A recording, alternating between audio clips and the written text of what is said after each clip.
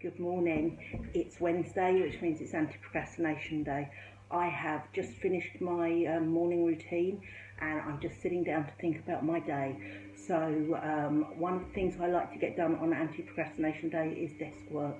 I spend around 30 minutes paying any bills, replying to any letters, filling in any forms, things like that. Because for me that's a thing that I don't enjoy to do, so it's a prime thing that I procrastinate.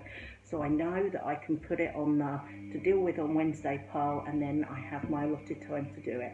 And it really helps to stay caught up with those things, especially if you have children and they have forms that need filling in and things like that. If you have a time to do that, that just works great. Today I have kind of a big project on my anti-procrastination day. I need to clean my oven. I hate cleaning my oven. So Flylady says you can do things like clean your fish tank or start a project for the kids for their homework or something like that. Well, for me today it's clean my oven, and it has one of those things where you turn it up high and it does a lot of the work for you, but you still have to get in there and kind of clean the glass in the door and all of those kinds of things, which I hate. So I'm going to put on some happy music and I'm going to go straight to work on that this morning, so it's not there all day. And by the end of today, my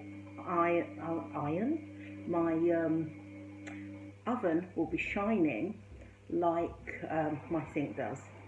And then I will make myself the normal promise that I do, that I'm not going to let it get this bad again, and I'm not going to put it off, and I will put a time in my diary to do it, maybe next month.